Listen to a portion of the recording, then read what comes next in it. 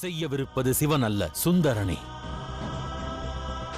லோக நன்மைக்கான உத்தேசத்தினை நிறைவேற்ற நம் கடமைகளை முழுமை பெறச் செய்திட ஆதிசக்தி மீனாட்சியாகவும் சிவன் சுந்தரனாக வாழ வேண்டிய அவசியம் இருக்கிறது.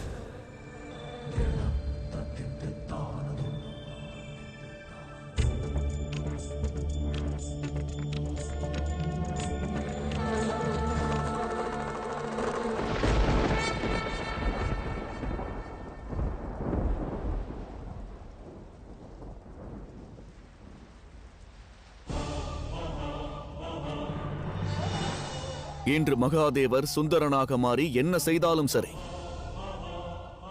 அது அன்பின் எடுத்துக்காட்டாக மாறும்.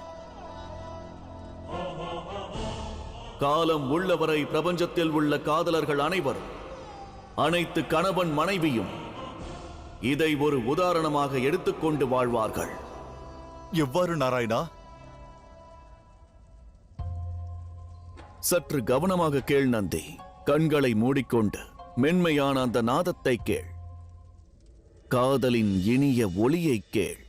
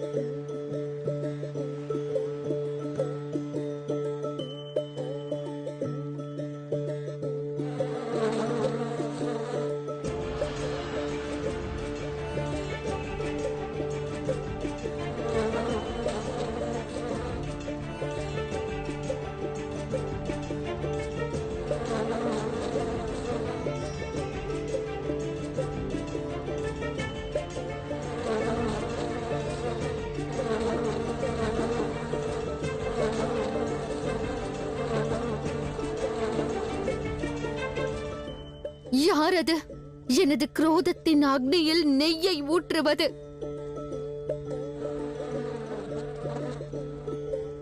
பதிலளியுங்கள் குருதேவா.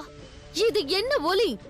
பிராமரி தேவியின் குரோதம் எவ்வாறு சாந்தமாகிறது? இது அன்பின் ஒலியாகும் அசுரமாதா. சிவன் எழுப்பும் அன்பின் ஒலி.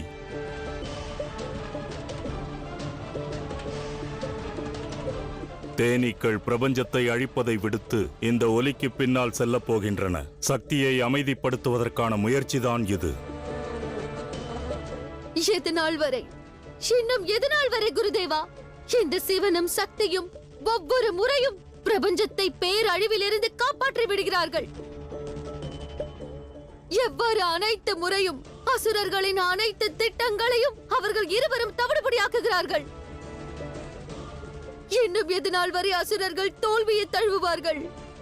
எதனால் வரை குருதேவா?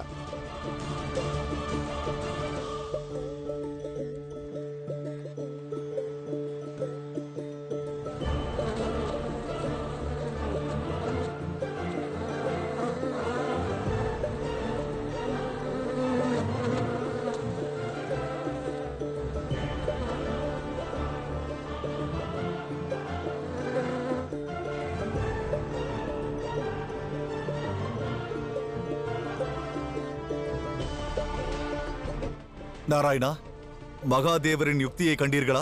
மனைவியின் குரோதத்தை அன்பால் எதிர்கொள்கிறார். மகாதேவருக்கு இது எளிதாக இருக்கப் போவதில்லை.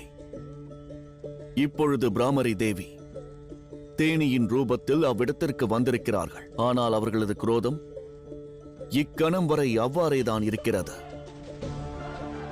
அதற்கு முடிவு கட்ட வேண்டும். ஒருவருடைய குரோதத்தை ஒருவருக்குள் ஐக்கியப்படுத்த வேண்டுமென்றால் மாபெரும் வேதனையை பொறுத்துக் கொள்ள வேண்டும்.